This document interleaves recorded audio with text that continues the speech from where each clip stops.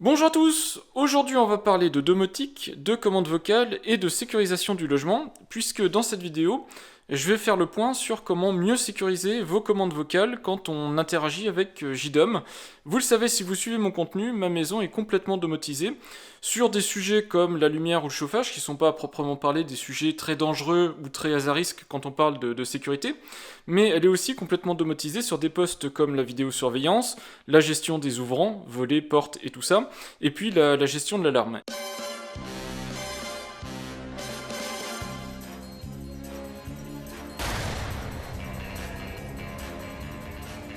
Déverrouiller entrée.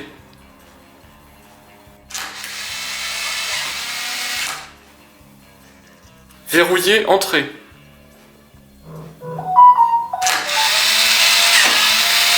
Je verrouille entrée et demande de verrouillage du verrou.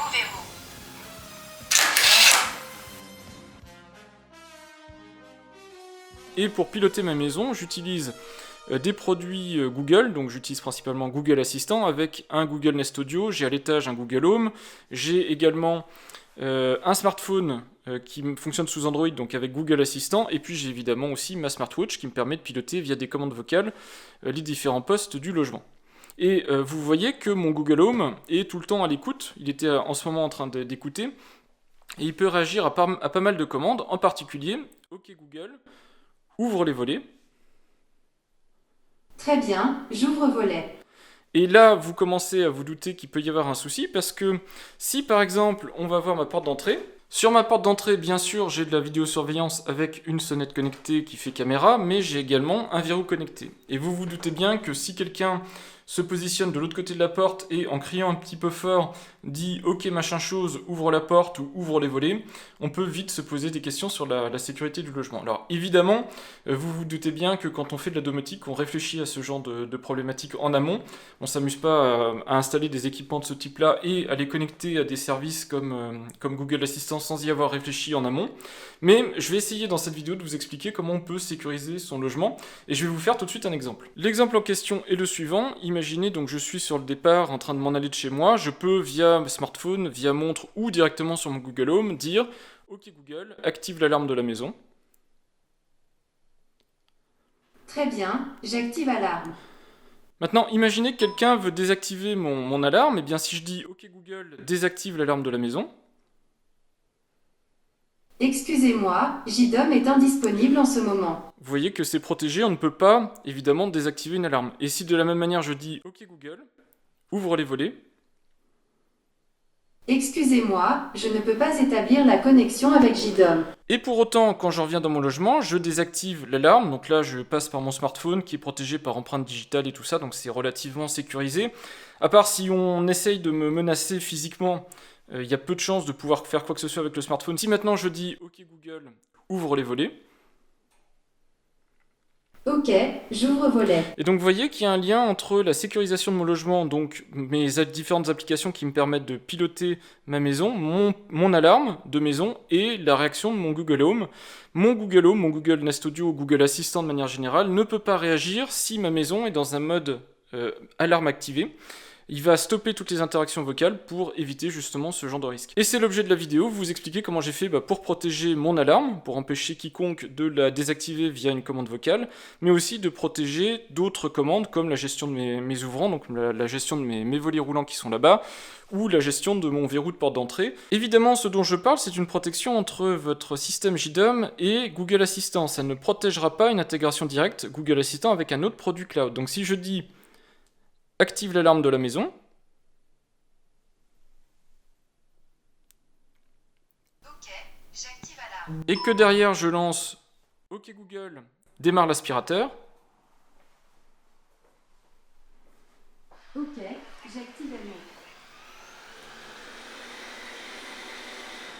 Évidemment, quelqu'un de mal intentionné pourrait lancer mon robot aspirateur puisque l'intégration entre mon robot aspirateur et mon cloud Google, c'est directement donc Google robot aspirateur. Il n'y a pas JDOM en intermédiaire, et donc il n'y a pas JDOM pour protéger la commande vocale qui lance mon robot aspirateur.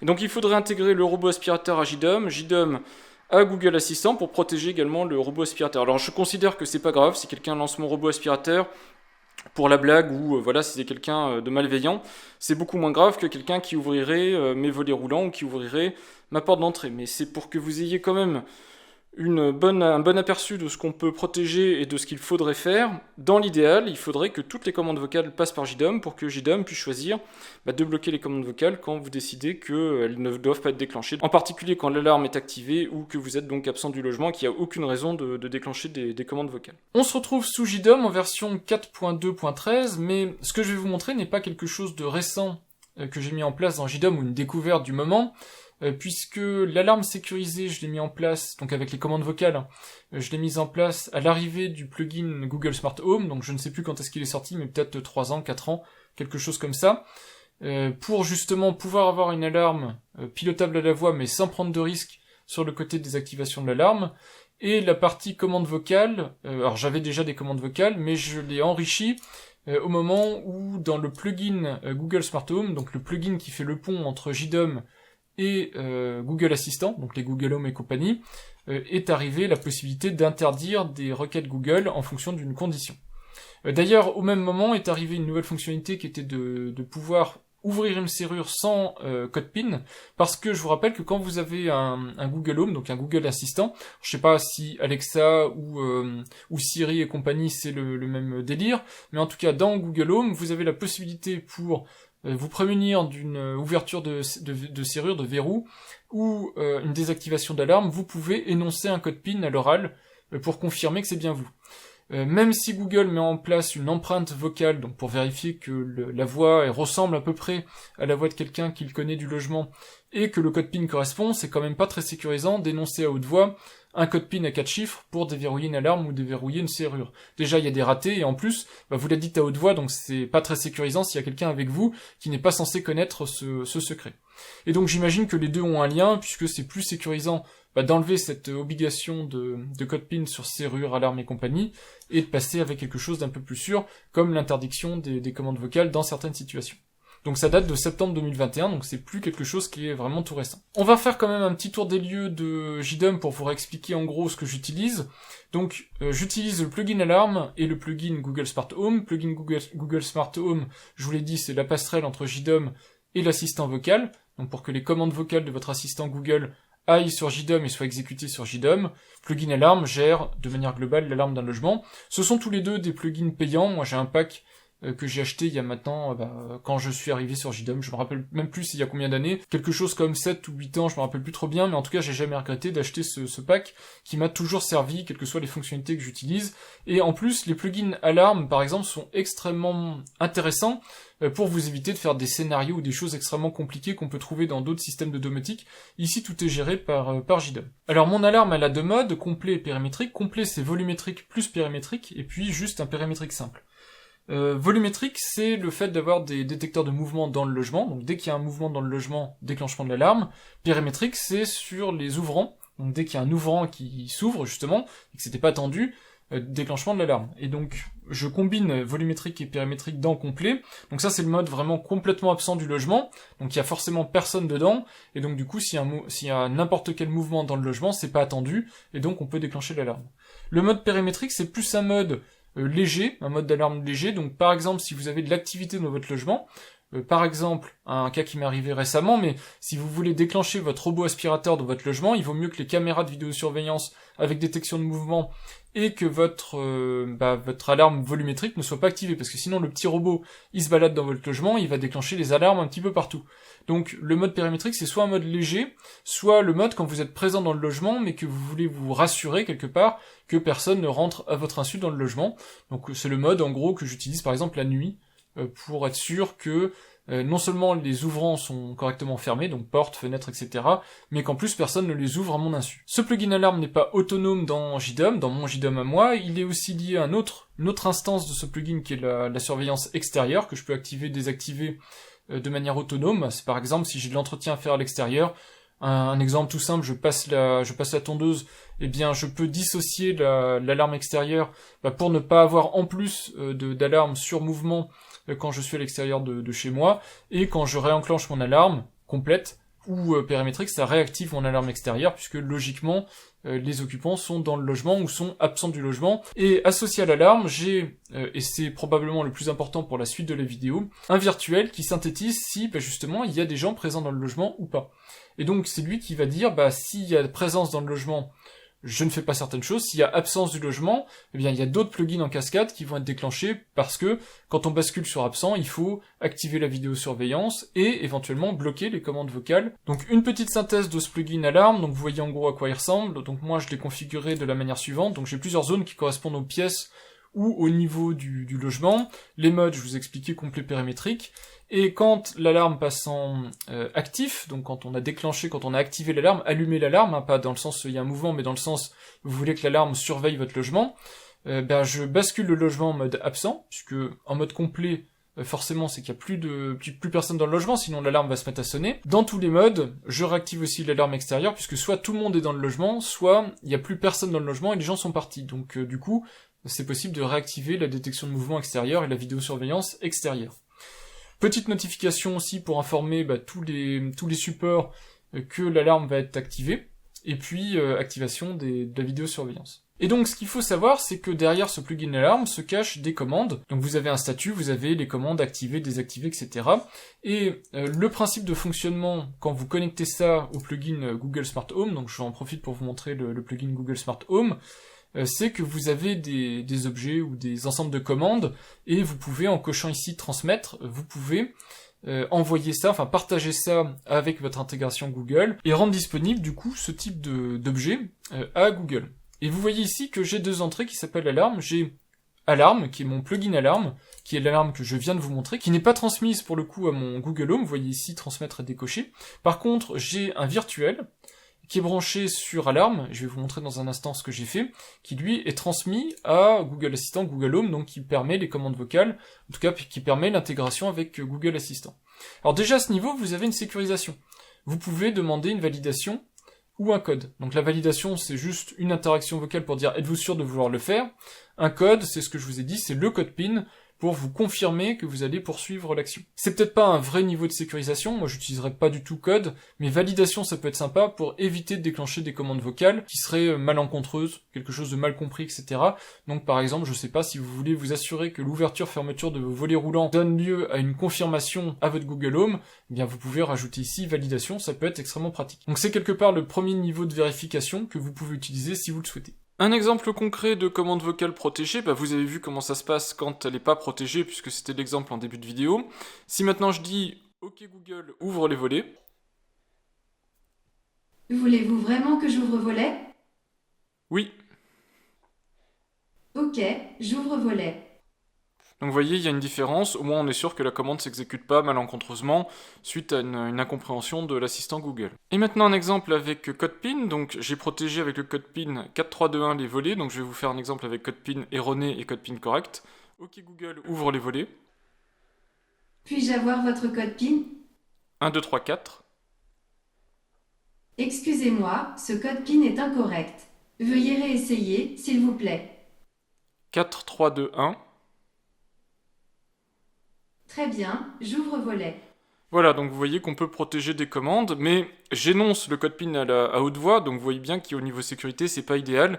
Quelqu'un qui est à côté de moi peut connaître le mot de passe, et l'empreinte vocale n'est pas suffisamment précise pour interdire à quelqu'un qui ne serait pas du logement d'exécuter exactement la même commande, donc il faut absolument quelque chose de plus sécurisant que ça. Maintenant, je vais vous montrer à quoi ressemble mon alarme sécurisée, donc mon virtuel au-dessus d'alarme. Donc pour ça, j'utilise le plugin virtuel, qui est un plugin gratuit de JDOM, et j'ai en fait recréé toutes les commandes qu'on trouve sur le plugin alarme. Donc vous voyez ce que je vous ai montré tout à l'heure, activer, désactiver, actif, statut, immédiat, etc.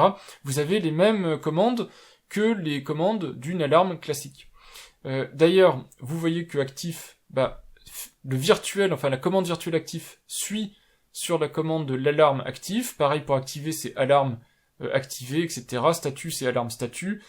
Immédiat, c'est alarme immédiat, etc., etc. J'ai fait suivre les commandes. Sauf une. Et vous la voyez ici, désactivée. La commande désactivée de ce virtuel pointe sur une valeur erreur qui est remontée ici sous forme d'info. Ça me permettrait, par exemple, de savoir c'est quand la dernière fois qu'il y a eu une info erreur. Et donc, vous voyez, c'est là-dessus où est l'astuce. Au lieu d'aller bidouiller dans un plugin officiel, modifier une commande, des choses comme ça, j'ai refait un virtuel, et les virtuels dans JDOM sont extrêmement puissants pour ce type de choses. Alors ça nécessite une double maintenance quelque part. Alors, double maintenance, j'ai jamais eu rien à maintenir, mais vous voyez qu'il faut créer le pendant du plugin alarme, mais une fois que vous l'avez créé, vous pouvez changer des petits comportements, et le comportement en question, c'est cette gestion, cet empêchement complet de pouvoir désactiver l'alarme. Alors ce n'est pas tout, et ça va me permettre de vous montrer une nouvelle entrée qu'il y a dans JDOM 4.2, qui est le type d'équipement, et quand on crée un virtuel, en fait par défaut on ne peut pas l'exposer comme ça sur Google Smart Home, il faut taguer chaque commande par un type virtuel. Donc ici vous avez une nouvelle manière de voir de manière synthétique les choses. Donc vous voyez qu'alarme sécurisée ici, j'ai ajouté un lien entre la commande en question et puis son type virtuel pour que le plugin comprenne à quoi sert la commande et puisse exposer ça proprement à Google. Donc vous voyez que activer c'est sécurité alarme armée, désactiver c'est sécurité alarme libérée, etc. Donc tout ça est normalisé. Le plugin alarme que vous voyez en dessous, lui il fait ça par défaut, il arrive avec une préconfiguration déjà faite, il y a juste à reporter en fait le même genre de configuration ici qu'il y aurait dans le plugin alarme, et du coup, ensuite vous pouvez exposer ce virtuel. Pour le plugin Google Smart Home, il va fonctionner exactement de la même manière que le plugin alarme, puisque lui, ce qu'il regarde, ce sont les types génériques, et pour lui, ce sont exactement les mêmes types, donc il pourra exposer ça comme une alarme. Et la seule différence, c'est que quand vous allez dire à la voix, désactiver l'alarme, il va exécuter cette commande-là, et cette commande-là, vous avez vu, elle ne mène à rien, et donc ça va partir en erreur, et votre Google Assistant ne pourra jamais désactiver votre alarme à la voix, ou directement dans l'application Google Assistant, ça sera impossible, il n'a pas l'accès à la désactivation de l'alarme. Et donc pour désactiver l'alarme, il faudra que je prenne mon smartphone, et du coup vous voyez que c'est très contrôlé, je sais précisément qui peut désactiver l'alarme, puisque c'est protégé par empreinte digitale. On a vu pour l'alarme, sécuriser quelque chose qui existe avec un virtuel en frontal pour bloquer certaines commandes et empêcher l'exécution de certaines commandes. D'ailleurs, le virtuel, vous pouvez le piloter également pour désactiver l'objet en lui-même, ou peut-être même des commandes, faire en sorte qu'elles ne réagissent pas dans certaines conditions. Donc vous avez la capacité, avec éventuellement des scénarios, d'aller jouer sur l'objet pour le désactiver. Moi j'ai pas fait ça, mon virtuel est toujours activé, et je joue vraiment, il y a des commandes qui sont en dur désactivées. Mais on peut être plus malin que ça, en tout cas depuis que le plugin Google Smart Home le permet, on peut lier une commande pour permettre ou pas d'activer les commandes vocales. Et ça se passe donc dans le plugin Google Smart Home. Vous allez dans Gestion des plugins, et vous allez dans Google Smart Home, donc la partie configuration du plugin Google Smart Home. Vous voyez ici que je suis en intégration standalone, parce que il y a deux modes d'intégration avec Google Smart Home. Standalone qui vous impose dans votre console Google Cloud d'aller créer la partie Google Home et préconfigurer tout ça pour l'intégrer en tant qu'application de test dans vos équipements Google Assistant. Donc il y a pas mal d'opérations manuelles, mais c'est complètement gratuit. Et ça fonctionne très très bien, je suis dessus depuis des années, j'ai jamais payé pour avoir ce type de service et ça fonctionne super bien. Et vous avez le service cloud qui est pour le coup un abonnement JDOM mensuel, mais tout est pris en charge par JDOM, vous n'avez rien à configurer et là aussi ça doit marcher vraiment très bien. Par contre c'est payant, et c'est pas que j'ai quelque chose contre les trucs payants récurrents, mais si je peux le faire gratuitement, moi je vois pas l'intérêt de le payer, donc personnellement j'ai choisi une intégration standalone. Et le truc qui est plus important, c'est vous voyez ici, interdire toute requête si, et ça c'est ce qui est nouveau. Donc ce qui est nouveau depuis septembre, sur le plugin Google Smart Home, vous pouvez ici mettre une commande, et vous voyez que moi je vérifie si le mode est absent.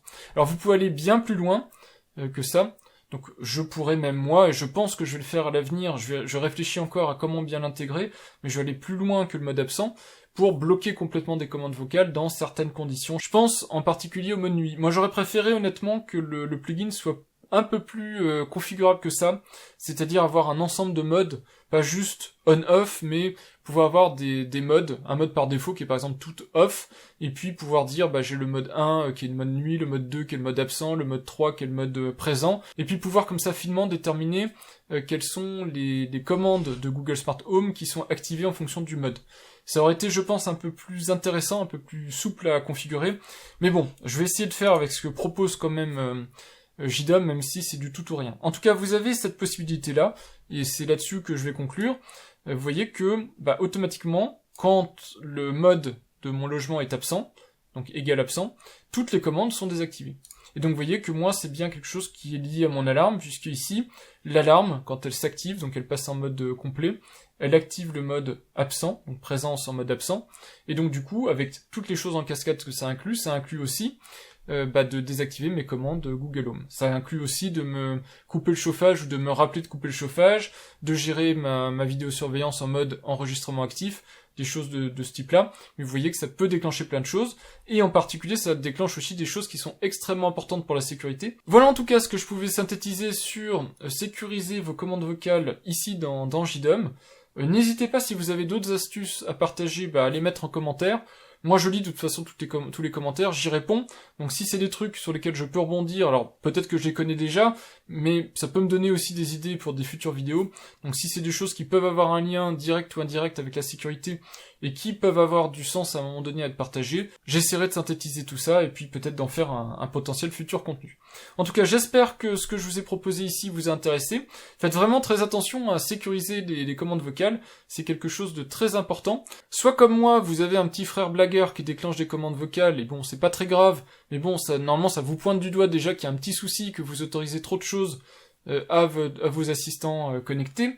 Mais vous imaginez bien que ça peut aller beaucoup plus loin si vous faites très mal les choses, et honnêtement, moi je ne laisserai pas des intégrations entre ma serrure connectée et mon Google Assistant, ou entre mon système de caméra et mon Google Assistant. Je n'ai pas d'intégration directe, parce que je ne veux pas que ce soit des systèmes tiers qui décident pour moi du niveau de sécurité que j'accorde à des produits de ce type-là. C'est pas que j'en ai peur, hein. Chez moi j'ai serrure connectée et vidéosurveillance, donc c'est pas quelque chose qui me fait peur, mais c'est quelque chose que je veux pouvoir gérer et configurer exactement comme je le souhaite. Et donc c'était l'objectif de cette vidéo, de vous expliquer comment moi je l'ai configuré, comme ça vous donnera peut-être aussi vous des idées de comment le configurer chez vous. En tout cas, j'espère que ma vidéo vous aura été utile. Moi je vois qu'il va falloir que j'aille jouer à Minecraft, et je vous dis à bientôt pour de prochaines vidéos. Merci et au revoir.